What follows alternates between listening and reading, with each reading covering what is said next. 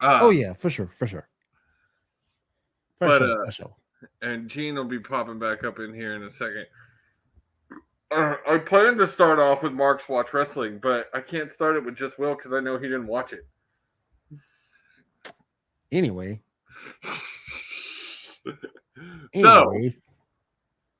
from what I did see, Raw wasn't all that. Honestly, I gotta say this as someone who, unlike the other guys who are coming into Impact fresh and haven't been watching it, I have been watching Impact for a few months now, and this past week's episode was one of the more boring episodes I've seen. It didn't catch my attention. I'm a little worried about Impact too, because now with Triple H bringing back all these guys, they've lost a lot of star power. It's official that Eric Young is now out. He's returned. I have audio now. Sound. We can hear the sultry tones. There we go. There we go. 3 nights. 3 nights it's been. I do want to say this though. You saw that you were speaking about that star power that Triple H brought back. Don't mean that if you don't utilize it. Well, hang on. Let me run this. Hang on.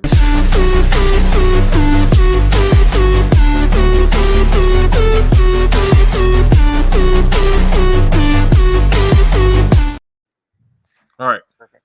So if you do follow this show right now, we just finished watching NXT, and me and Mr. Stacks Calhoun gave our month watch of NXT a big thumbs down. What? You giving the Nikita Lyons showcase a thumbs down? That's the best part of it. What's wrong with y'all?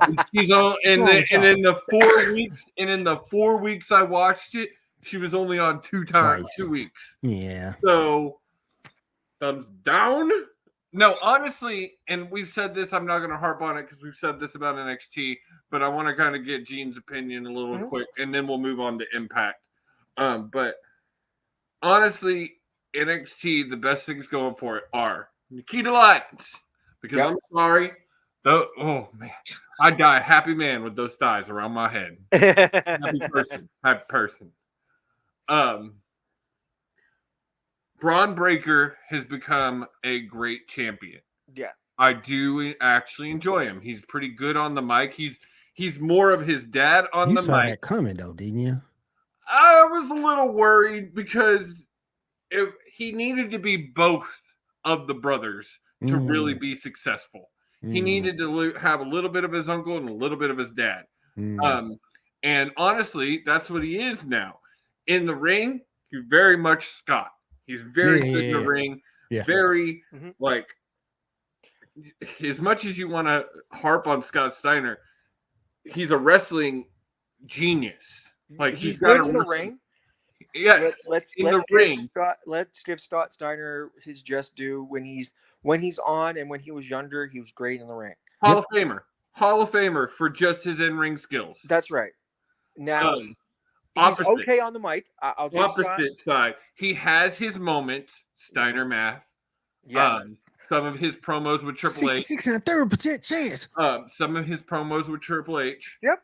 Were great. But his brother, Braun's dad, was more of the mic. He was good on the mic. Well, I'm gonna say this. Better of the two. I'm gonna say this. Rick, I thought, was a better pure wrestler. Yes. Than Scott. Scott was more of a high spot power guy. Well, when he did the Frankensteiner, that was great, but he stopped the Frankensteiner. So that's because I thought Rick was always the better pure wrestler. But when it came down to being a showman, that's Scott all day. Charisma. It's all day. The charisma of Scott and the in-ring of Rick. Right. Yeah, there you go. Bringing those two together. Yeah. But I always thought Rick was a better great wrestler. And Braun is great. Moving on. Wasn't Rick the last Florida heavyweight champion too? I think he was. Moving on. The only other good thing, Nikita Lyons, Braun Breaker, Wesley. Wesley's not bad. We gonna hate Cora Jade. Dude, the women's division in NXT is just it's I also get it's ma. No, but it's also the fact none of them like grab me. None of them. Or Jade, Ember Fire, I don't like none of the girls from Toxic Attraction really other than their looks, like none of them grab my attention. But it's the same thing on the men's side too. Yeah. None of those guys grab my attention. Look, I say this, like, don't get me wrong, Mandy Rose has done some better ring work in NXT since being on NXT, becoming women's champion.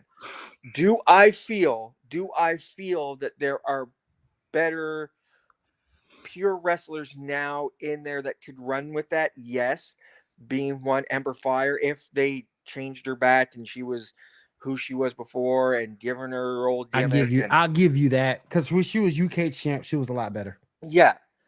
I think what needs to happen is you've got a women's division that, yes, is floundering. What you do here is Mandy's at that point.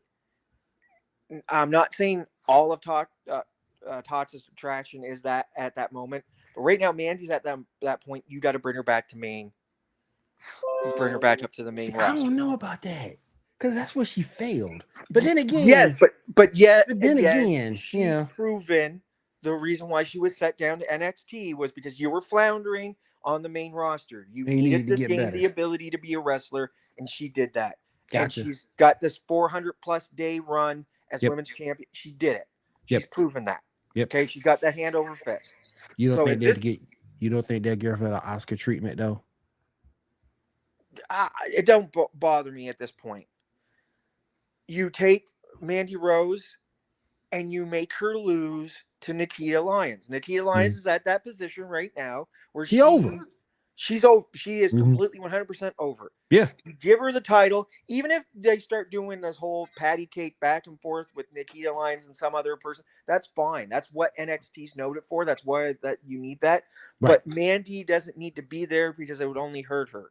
So you would take Mandy, move her, bump her up onto the main roster. I'm not saying she's going to get, WWE Women's Championship right away.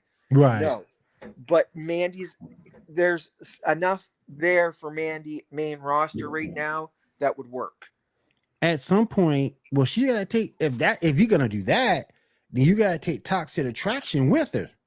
You can take Gigi and the crew with her, but I think it would fare better if, let's say, you throw Mandy up on the main roster. The girl that was doing that whole thing in Mandy's match at the ladder match, add her into Toxic Attraction, replace Mandy with her, and basically, I know they won't all gel right away. So what will happen is either Toxic Attraction it'll be like this 3-way dance, and then they all implode way a normal faction would, and somebody's gonna rise. The cream will rise to the top, or she will be looked at. They'll try to make her as the new Mandy Rose, which won't work. She'll have to find her. She's going to find herself, and then the rest of them, they will do their thing. Probably be women's champion, tag team champions again one more time, and then you move them up, bump them up, move a Toxic Attraction the way it would have been done if you were doing, like, for example, the Undisputed Era. If Adam Cole hadn't have left to AEW, you replace that, but just do that with Toxic Attraction, and it would work.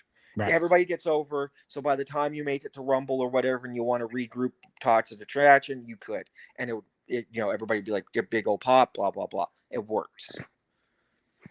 I got you. Respect that. And then it gives something. We got to move on. And then it gives something for Damage Control to do. Right.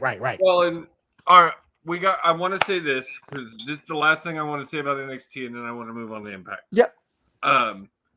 NXT is about to see a change. For sure. Oh, hell yeah. Hell yeah, with Regal coming back. Hell yeah. Regal coming back.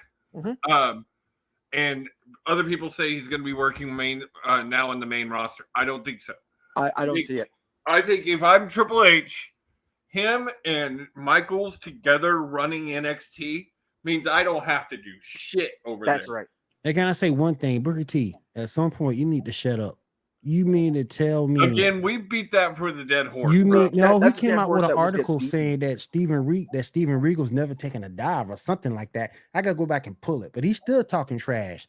Shut up, man. Look, I love you. You're a good ambassador to the sport, to cut a promo. He's a good ambassador to WWE. But WWE. But sometimes you need to keep that mouth shut, man. Yeah. To the sport, he likes to tear down the sport if it's not WWE.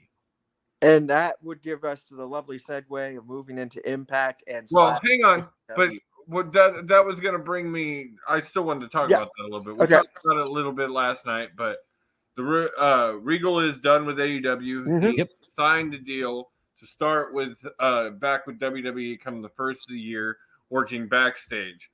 There's a lot of rumors going around. There's a lot of things I think that played into him not staying with AEW. One, as soon as Triple H became in control, there was nothing that was going to keep him from going back. Two, as it's been said, his son is now in NXT. Yep. That's where he wants to be. Yeah. Three, also, he wasn't going to have a backstage role at AEW. Nope. That was never the intention. Nope. Tony Khan is going to take people that have been there for a while or that he's worked with or he knows. Tony Khan is going to do what Tony Khan does and take the guys that he trusts, but guys that will also back Tony Khan's play. Tony Schiavone. do you know what I mean? Like, I'm sorry, but no, I agree. If you're going, it's like even in the WWE, you're going to surround yourself with guys. Like, look at Vince when he had his, he surrounded himself with guys that would back his. But also, one thing that's taught us and shown us is that yes men. If you get a bunch of yes men, the product's going to suffer. So you need guys that are also going to disagree with you time and time again. And to back, look at what Triple H has right now as his back guys. He's got Undertaker. He's got Shawn Michaels. He's got Road Dogg. He's got guys that will say yes, but also he's got guys that will also go. They won't be afraid to criticize him. That's right. They won't be scared to criticize him because they're just as big in stature, almost, if not more than he is. So that's right. So that's what I'm saying. If you're going to create a group of guys behind you, no wonder William Regal goes away from the AEW. I have no problem with AEW. I'm not against AEW. I liked him in AEW, but I knew that's not where he was at. And he was only there to be there for a short time to get over the Blackpool Combat Club. It gave that and make him legit. The whole Vince thing not happened and Vince not had to give up power. Yeah. He may have stayed. Yep. But now, like, everybody knew once the deal was up, he was going back. Oh yeah. All right. So moving on to Impact. I have been watching Impact for a couple of months where why I'm a little mad at Kill and Stacks for not being here. This is going to be their first week. Dang it. But this week's episode was a little boring to me, honestly. It didn't catch my eyes. Some of the other episodes. It was basically the aftermath of Overdrive because they didn't have a Thanksgiving show. It was a recap week. Yeah, and I think aren't they getting ready either tonight or tomorrow for like their old school? Or that was last Friday. Last Friday. Okay. I haven't watched it yet, but that was last Friday. And it's my thing with Impact right now is I'm worried for Impact because of the amount of people they have lost going back to WWE. In just recent weeks, you've lost Chelsea Green, Eric Young. I think that's it at the moment, but you've also lost guys in the last couple of months to AEW as far as Matt Bennett and Maurice and what is it? Marie Cannon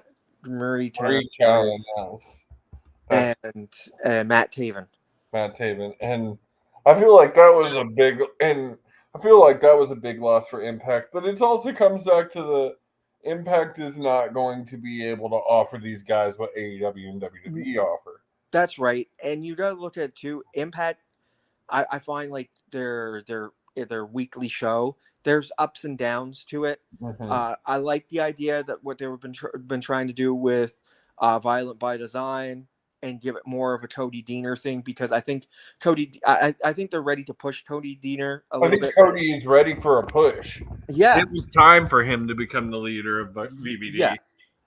So and with this new look that they got for it, it's gonna work fine. But also at the same time, you just did a story where you've lost Honor No More, you've disbanded them, and so you knew they were going to go. There was going to be shatters of that effect. But the Kingdom going to like AEW, I really think they could have fared a little bit better in Impact more than they're going to fare in AEW. I think just AEW's roster for tag teams is way stacked right now. Well, in general, period, Yeah, it's bloated. yeah, We say it just about every week. AEW's they've got to figure out something to under a 2 hour second show one, and they need some kind of streaming service.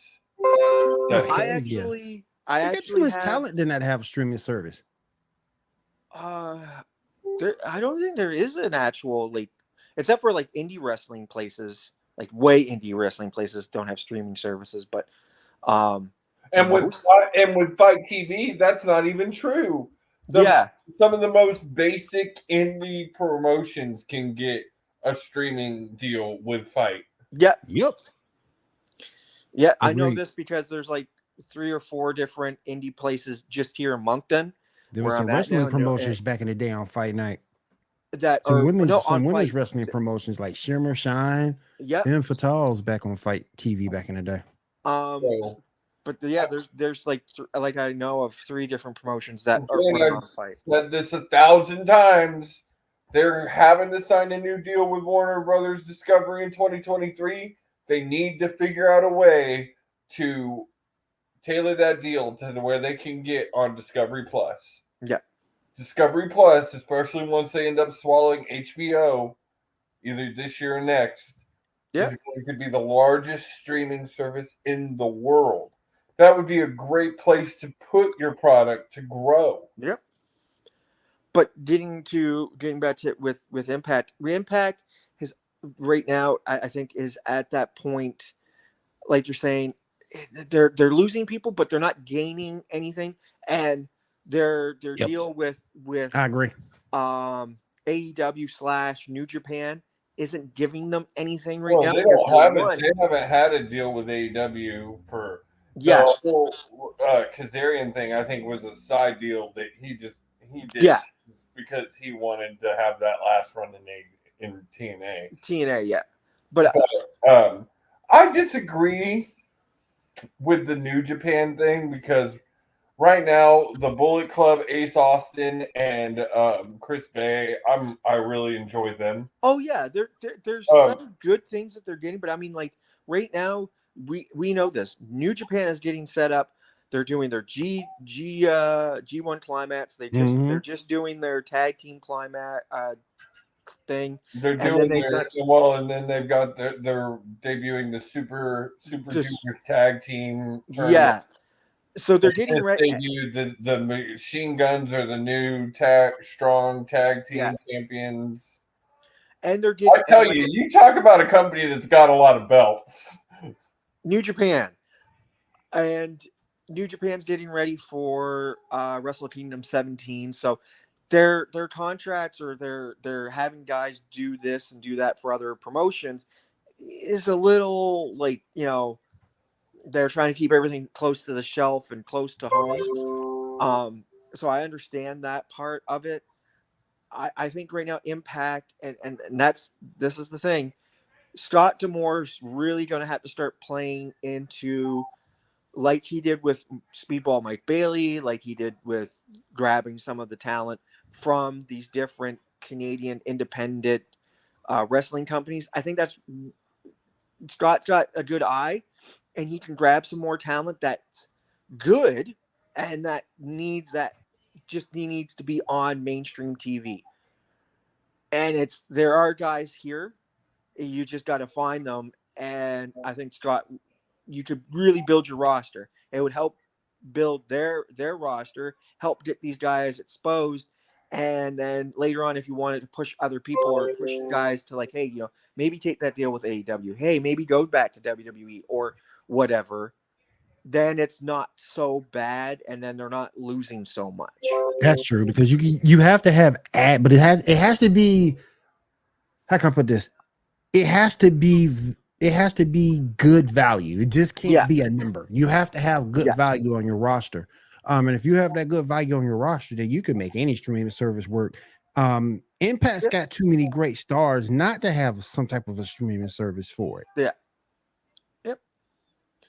So that's what I'm saying. And it would feel like when you grab these guys from the indies, it makes it feel like you're grabbing homegrown talent. Right. More. And that's what Impact's always been about, is making a homegrown feel. So I think that would work. Josh Alexander. There you go. Shout out to Josh Alexander. Nate, Eli, Moose. And, yep. So just guys like that, like Big Mama Swole. Big Mama Swole. Big Mama Swole. Jordan Grace. Yeah. I call her Big Mama Swole, y'all. Just to let Will Morgan's Dirty Fantasy. Big Mama Swole. Hey, let's come pick him up if you get my drift. You know what? She follows. You know what? I think she follows me on Facebook. I'm gonna have to hit up with that nickname. Hey, I got a nickname. Hey, Jordan, I got a new nickname for you. Big Mama Swole. Oh, bro, I hate to tell you too, they call her that on Impact. Yep. Oh, they do? Yeah. Yep. Nah. But hey, we gotta throw some love to Masha, because she's killing it there in Impact. He will be champion at some point. Yeah. And I think it's good for her. I don't show her no love, but but hey, you know what I mean? But I am happy for her success. There you go. All right, so moving on. This week's Impact, I give a 6. That's what I say there. Yeah. But at least it wasn't a 3. We've had 3s. We had plenty of 3s before. All right, so this week highlights. What'd you see? What caught your eye in wrestling this week? I want to say I am the Bloodline storyline right now with Sammy Oos I'm loving it. I have not been into the Bloodline since it started, and this is the first time I'm really enjoying this. And give it to Sami Zayn to take something as simple as being an honorary Oos and make it much, much more than what. And it's also giving them life, because they were getting boring and stale. He was getting there, and look at his last WrestleMania with Jackass, and even though that was great, it was good. I'm not saying one of the best matches. I'm not saying it was bad, but what I'm getting at is now look at where he's at. He's standing beside. He was stale. I would say he saved the Bloodline. No, that's what I was trying to say. That he saved that storyline, because the Bloodline was getting boring. The Bloodline was getting stale, and then you added him in, and look what you got. That's right. So you got to be wrong. They need, and I don't think they're going to. I heard a report that they've got new titles. I think they're about to combine the tag team titles permanently. Which I wouldn't be too sad to see. I'm a little. I would with that, honestly. I would like to see that. I would like to see a combination. I wouldn't like to see a combination. And the reason why I say that, because if you look at the roster of Raw, that's a big roster over there. And just like they're complaining that they don't have a world championship, and what we've been saying on this show, they need to take that Raw belt off Roman. You need to make sure every show has champions, and I just think that you shouldn't combine them. The tag team and the world title both need their own title, and then you do what you always do, and you shuffle the Intercontinental and the United States between the two. I just say you keep it the way it is, because that way your roster is fairly represented, because again, those are big rosters, and you have to keep that talent happy. And if you take something away, what are you giving? If you're smart about it, look how Triple H is going to play. It has been playing it off, though. If you're smart about it, for example, use Raw and highlight and showcase more tag teams, which we've been seeing, so that you make them number one. Whoever it is becomes number one contender to the Bloodline, and so that way you can have, these titles that are both Raw and SmackDown, whatever. But it works, because then they can be, if they want to be over on SmackDown and be there every SmackDown, well then fine, we'll showcase more tag teams over here, and it's been helping out Street Profits. You've seen the Insurgent with RK Bro, stuff like that, Alpha Academy. So we got great storylines that have been pulled out of there to be, I guess you're going to say, coming up tag teams to face the Bloodline. So it has worked, and they do the exact same thing for pretty much for the number one contenders who will face Roman Reigns.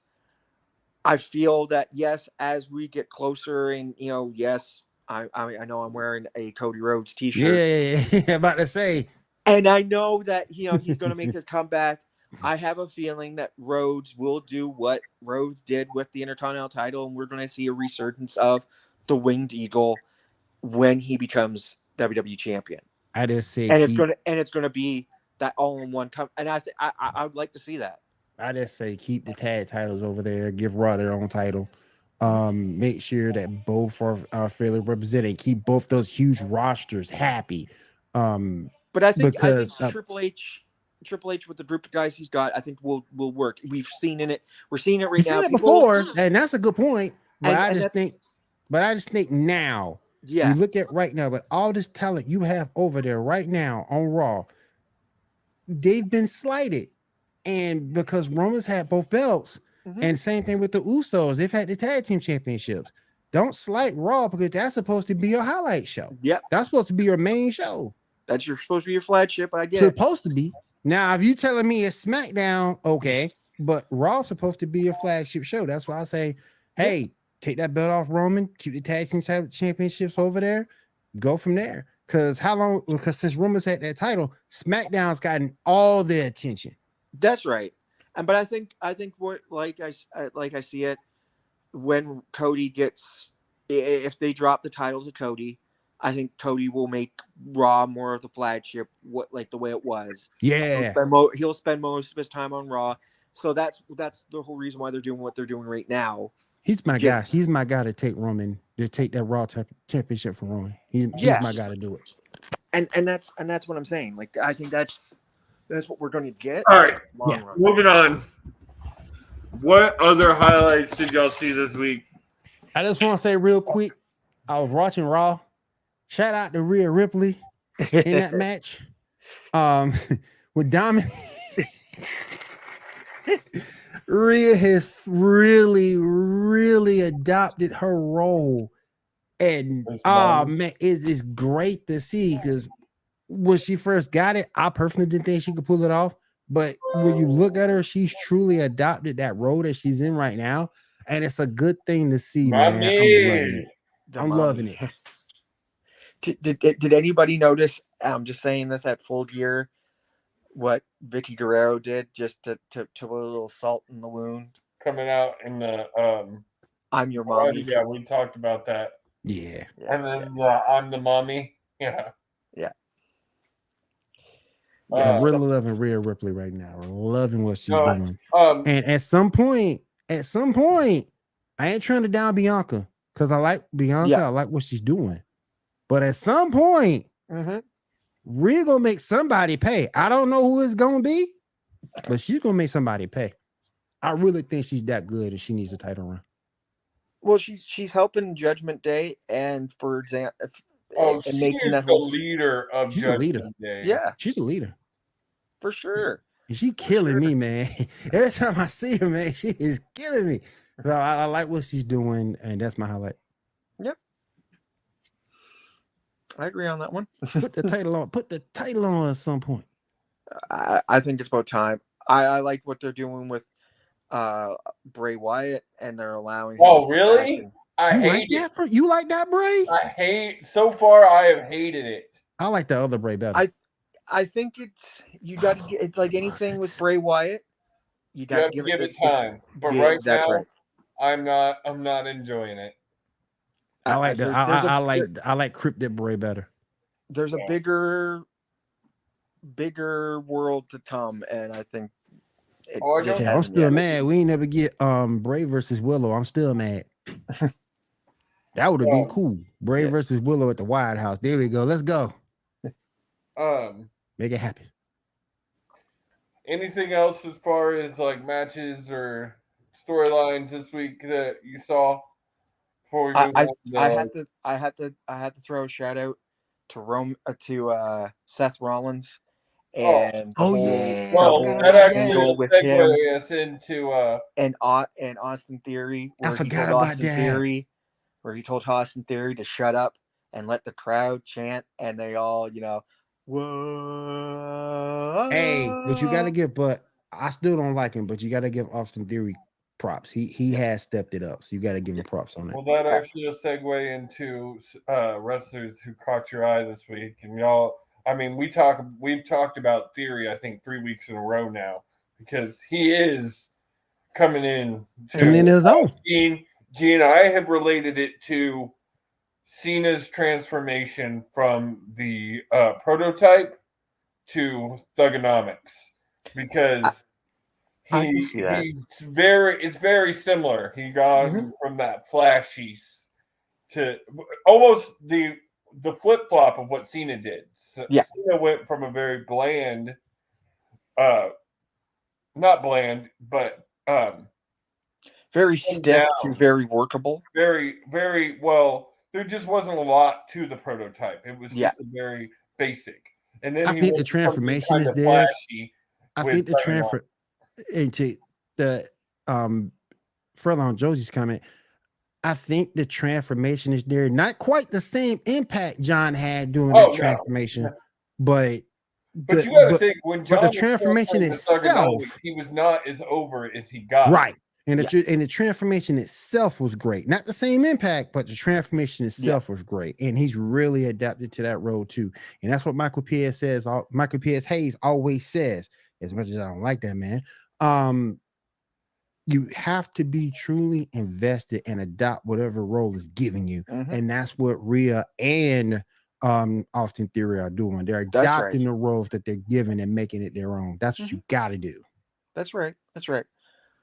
Another one that's I will have to say catching my eye in the WWE right now is also Gunther and Imperium. Yeah, I seen him in a couple. I ain't seen Gunther in a minute. No, but I the reason why I bring it up is just due to the fact that he's really made that Intercontinental title a worthy title. You've had the World Cup that just happened and on SmackDown. Yes, Ricochet's won, but you're going to get another good match between Ricochet. I think Ricochet might take it, and Gunther, but it's making that Intercontinental title not just a lapsy, whoopsie daisy, hot potato title. It's actually given it some legitimacy. So I have to give it to Gunther for doing that. Who was the last good Intercontinental champion? I'd say Shinsuke Nakamura. Yep. I agree. And how long ago was that? That's a while. Yeah. So it's good. Gunther's Sammy's last run wasn't bad. They're doing some good work with that title. Yeah. But all I'm saying is, like, let's say later on down the road you get Shinsuke, Ricochet, and Gunther. I think you get a triple threat match. The match that Sheamus had with Gunther That's right. At the pay-per-view, yeah. The matches that Sheamus had with Gunther resurged Sheamus's career. That's the truth right there, D&D. Like that's the sexiest man in like North America. In honor of D&D. Why you gotta be so mean, Will? Why you gotta That's be for D&D. That's for D&D. That deserves like a round of applause because it's that's for D&D. Gene, he gets it. Gene gets it. Always. Gene gets it, but D&D. There you go, D&D. Good to have you here, though. Love you, my brother. I'm trying to think who's really been standing out to me lately on AEW as far as the men's division, and no one. Okay, if we're talking AEW, somebody who's standing out for me in the men's division, MJF. Yeah. I mean, yes. Well, yes. That goes. Let's call it now. For sure, MJF. But if I'm looking at the divisions and whatnot, the person that's really standing out as like in the singles is Rush. Really? You got a point there. He's vicious. Yeah, Rush and Bandito, and if they lock horns in AEW, and let's say it's for even if it's to face Darby Allin for the North American title that they've got going on, I think it would be phenomenal. So, you mean Orange Cassidy for the All Atlantic? I love Darby. I love Darby Allin. I mean, I've loved Darby since the beginning. I think he's evolved well. He's grown well as a performer. Yep. His partnership with Sting has been great. I think it might be about time for that to end, though. Yep. Honestly, I think it might be about time to see if Darby can pull off a heel run. Mm-hmm. Almost every great superstar's done it except for who? John Cena. Yeah. But then you think about the opposite. How many superstars have never had a face run? The only one that really comes to my head is Miz. I'm sorry. Wait a minute. I take that back. Ricky the Dragon Steamboat was never heel. I take that back. Ricky Steamboat has always been face. But also, too, we all tend to forget, John Cena started off as a heel. He started off heel. That's true. He did have a heel run. He did at one point. The Doctor of Thunder was a heel. You're right. You're right. But he always needed one more. There should have been one more. Yeah. There should have been like an really NWO type. He needed that really good heel run. But outside of those, but outside of Ricky Steamboat, The Rock had a heel run. Mm-hmm. Stone Cold. Most of all your wrestlers you can think of had a heel run. Yep. I mean, even if you go back to the day, Luger had a heel run. I would say 98% of all wrestlers have been a face and a heel. Mm-hmm. Only a handful haven't. Handfuls only been staying face. Ricky and Miz are the only two that I can think of that have truly never. Sting was never heel. I want to say Sting was heel in TNA. Oh, that's right. I forgot. Yeah, he was. Yeah. I want to say that Jake the Snake has never really he's stayed heel. He was never really but he was that anti-hero. He stayed in a gray area. Right. Yeah, I was gonna say Jake had an anti-hero run, kind of like Moxley is right now. Yeah. So what was it when he fought Undertaker? He was technically heel. He was technically heel. Nobody he didn't get cheered. He got booed. He did get booed. That's true. Undertaker was coming in with all the face heat. Yeah, if you really think about it in that match. So, all right. So moving on to the main event of the evening. Our main topic tonight is entrances and the themes we love and hate. Yes. So let's go. First off, I've got to start with I am glad that we are seeing a resurgence of one actual songs as entrance music. Like, not just a random beat, like what WWE did with CEO for years. That's true. They did do that. You're getting actual songs. I love what AEW is doing with the fact that they're actually going out and buying songs. The fact that they got Kansas to sell them the rights to Wandering Man, or to shit, I can't think of the name of the song. But the Young Bucks new, or the Elite's new entrance song is crazy. But hold up now. You can't completely put down WWE for what they did. WWE came with some banging entrances. No, back in the day, like when you had you mean to tell me you mean to tell me Eddie Guerrero's theme was trash? No. Back in the day, dude, I totally agree with you. They had some of the best. When you would go and buy the CD just because the entrances were so banger.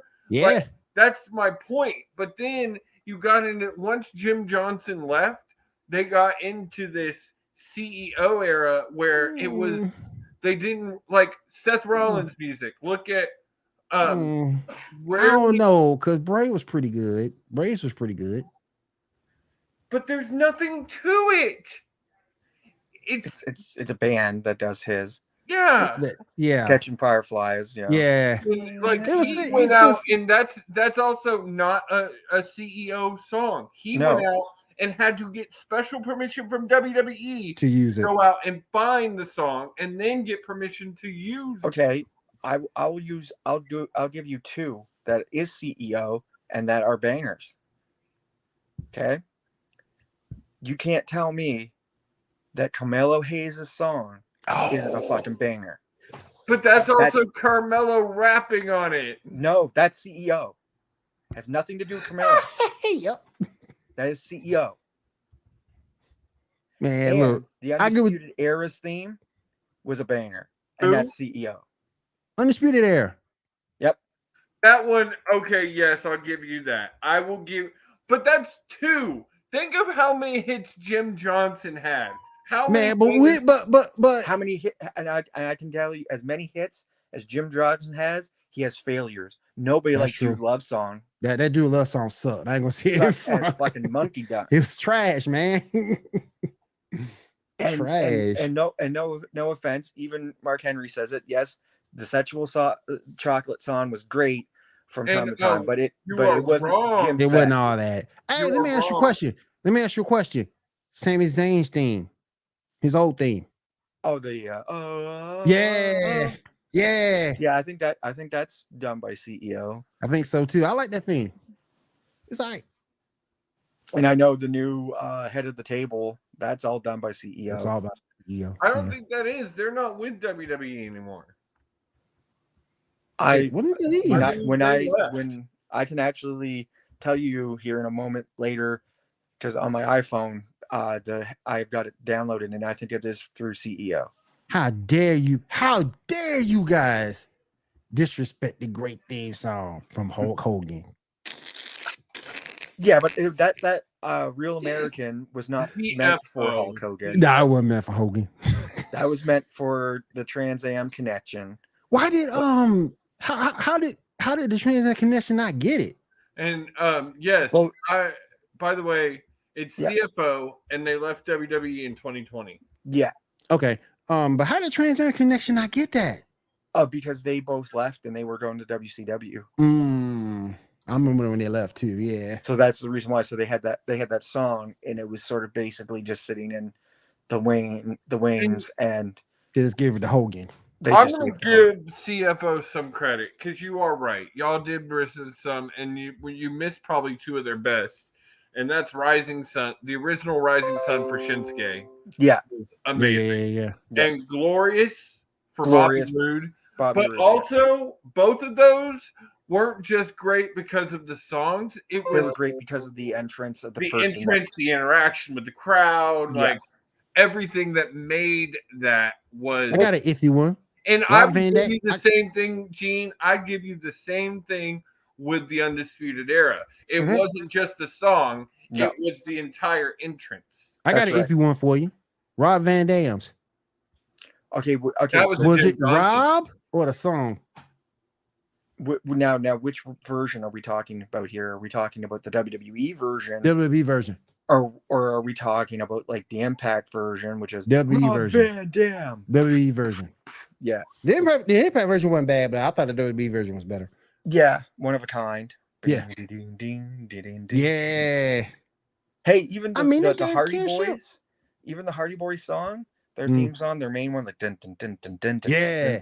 That was actually in a couple movies, even though it's owned by Jim Johnson and the WWE. But I've heard it in a couple other movies before too. Hell, it's so generic. They even made Ken Shamrock bigger than what he was with this theme. Oh, Ken Shamrock had such a great theme. Yeah, loved it. My boy Taz.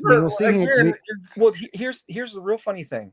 I seen a little clip on my Facebook, and it was Stone Cold Steve Austin, and they were talking about his theme song, like how it came to be, and in his mind, he liked the song "Bulls on Parade" done by Rage Against the Machine. I just saw that. Yeah, and so he went to Jim with that sort of the same dun dun dun dun dun dun dun, dun that same type of beat, and Jim that's why they came up with the clash of the glass, and it does, if you really break it down, if you were to break it down slow enough, it does have that little bit of that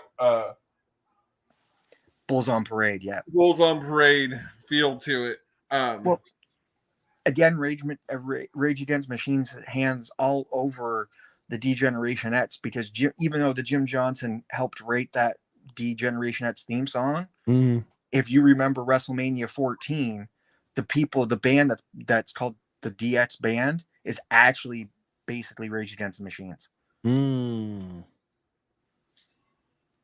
That's crazy. That's crazy.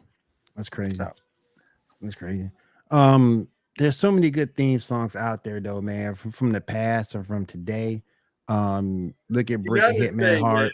Look at Bret the Hitman Hart. Cody's Kingdom is probably one of the greatest theme songs in our generation. Yeah. Like in the present day generation. Yeah, the new generation, yeah. I mean, Kingdom is just such an amazing song. And again, it's not just the song. It's because you listen to the song and you feel the entrance. You feel his entrance. Like, it's just, he's got Cody. Hey, when you want to talk about feeling the entrance, you don't get no better than Undertaker. I mean, yes. Like, okay, truly, and everybody knows I enjoyed the American Badass. Yeah, to play on you there for a minute there, Josie, with Cody, I had never thought, like, I had always pictured in my mind that it would happen in the WWE, that he would get Kingdom, but I didn't necessarily think that was going to happen. So at WrestleMania, when you hear that is just something that I never, you know what I mean? He's one of the first, Cody's being one of the first to have a theme song that was used not only just in the WWE. No, that's not true. That's not true. The first was R-Truth, buddy. That was R-Truth. But R-Truth, What's Up was the first person to bring the exact same song from one company to another. Yeah, but like the way I'm looking at this is like that meant something. R-Truth doing that, we knew that like that's the same thing as if Road. I thought R-Truth was more known for his promo than he was for his theme. Yeah. It's like Road Dogg. And doing the, oh, you didn't know, and he's doing that everywhere else. Oh, you didn't know. You know what I mean? That's sort of that goes hand in hand. Oh, what happened? We lost him. We lost him. Hopefully we get him back. But we there's so many good themes out there. Josie's generation, my generation, so many great theme songs out there, man. Mr. Perfect's. Shout out to Mr. Perfect. I'm an ass man. I'm an ass man. Your boy, Chris Jericho, his WWE theme. I mean, again, we talk about how Chris is the GOAT. Chris is the all-around GOAT. He's good in the ring. He's good on the mic. he's always had amazing entrances and entrance themes. I mean, you look at what he's done with Judas and the fact that Judas went double platinum because of how popular it is for the fans when he enters. And like you look back to the Y2J entrance was always awesome. His WWE entrances were always cool. The fucking jacket, the Painmaker was always a cool entrance in New Japan. So, I mean, Jericho is just—he's fucking amazing. Like, and there's so many other Edge. So many other. Prefer? Oh, he's back. I'm back. Sorry. You prefer riding my Durango on a 95 or his rated R superstar entrance? Oh, he's rated R superstar. Oh, see, that's tough. That's the thing about me with Edge. Edge had so many good ones, even the generic, like, you don't think you know me. Yep. You know what I mean? So like I grew up with a lot of Edge stuff. Okay, as much as I love Edge, I had to say Christian has Christian. Which one? You're on your which one? I have to give it the second one he had after coming back from TNA. See, I love that one right there. The Christian last year on your own, and then it rained the sparks down. Yeah, like it was so over the top and amazing. But even Christian Impact theme was great, and then his theme, the way they kind of took the Impact theme and made it a little different in AEW. I like that. Yeah, it's the same thing, but only with a little difference. I'm gonna bring up another controversial one. Goldberg's. I like Goldberg's. I think for the character of what Goldberg's was, or what Goldberg was, it was exactly what Goldberg needed. It was simple. Yep. It was, and it's the same thing I like about Wardlow's in AEW, is they've even stripped it back to he kind of walks out to the chants, and then once he hits the stage, music hits. Right. And now I think a guy that needs to go and get a little retro, and we were just talking about this, Josie, is Jay Lethal. We want to see the resurgence of Black Machismo. We want to. Yeah. I think it's about time. Well, and then every time his theme music hits, and it gives you that little bit in the beginning of the Black Machismo music that he's from Elizabeth. And so I want to see the Black Machismo in AEW. I got one more before we go. I got one more I want to shout out. One more before we go. Batista.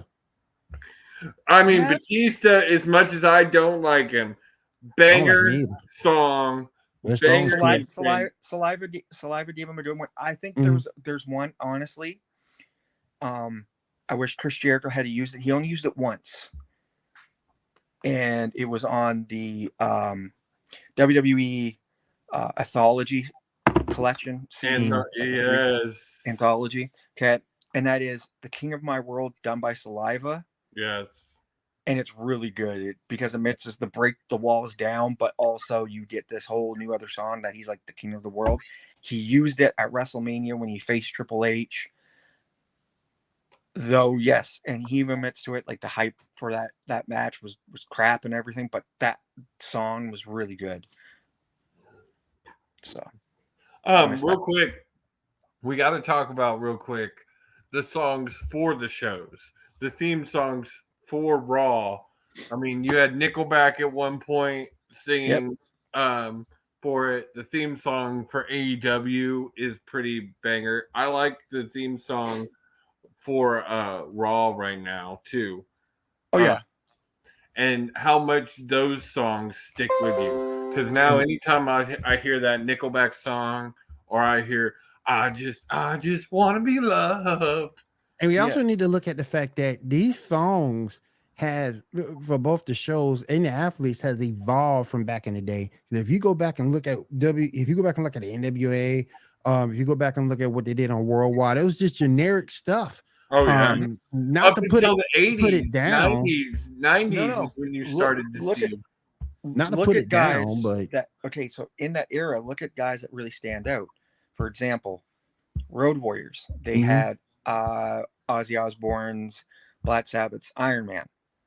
Oh yeah, which we got to talk about that for a second, and the fact that for Survivor Series, you had actual Black Sabbath War Games as the theme song. Vince would have never have done that. But I was just saying, if you look at the theme songs for the shows itself, if you go back and look at NWA when it came on at 605, that song was just generic. They really didn't do anything until they became WCW, and even that was sort of kind of that thing was sort of kind of generic. So these songs on these shows now have really, really evolved. Yeah. And most artists want to be connected to certain things. Like, look how many times Poppy has worked with NXT. Look how many times certain like Our Lady Peace or Nickelback or Rod Zombie have worked with the WWE to give them theme songs, right? Just because they know, as well as everybody else, like, oh, that's going to put more sales into my song, more people are going to listen. Oh yeah. Freaking Here the Weeknd has done like 3 themes for WrestleMania. They're all like hit songs that everybody listens to nowadays. But us as wrestling fans, we go, oh my God, that was WrestleMania. That's WrestleMania this, that's WrestleMania. You know what I mean? Right. So, because it's nostalgia peaks with you. Real quick, Josie, just to let you know, Kill just hit me up. He said he should be back up and running soon. So next week he should be back next week. I know Stacks will be back next week. So all right, guys, I think that's gonna go ahead and do it for us this week. Yes. And we will definitely see y'all again next week as we jump into next week. We're gonna jump into it. We're gonna talk some old Rumbles because the Rumble is a coming, brothers, and I'm excited. I'm excited. Yes. It is. Yes. I can feel it. Christmas is here. And then before we leave, I still want to give props to Kevin Owens wearing the Dusty Rhodes t-shirt during the War Games. Oh, facts. Oh, I didn't have to also say, I just saw this before we came on. Dustin Rhodes announced that 2023 will be his last year as a pro wrestler. Yeah, well, he's broke. He's hurt. He's in his 50s. Didn't he recently have a knee or a leg injury or something? He was just getting over or something like that recently. Yeah. That's yeah. He had that match. He had that match with. He had the match with. Daniel. I know he's coming off an injury. Daniel Bryanson, and that's where he gained that injury. So okay. So man, that man's a legend. All right, guys. Y'all have a great night, and we will see y'all next week. See y'all. Peace.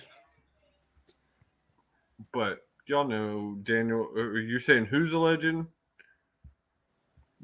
Dustin. Oh yeah. Well, easily Hall of Fame worthy. Yes. Even when you feel low, you can still go. Even when you feel slow, you can still go. Even when there's no hope, you can still go. I never answer to no, man, I still go.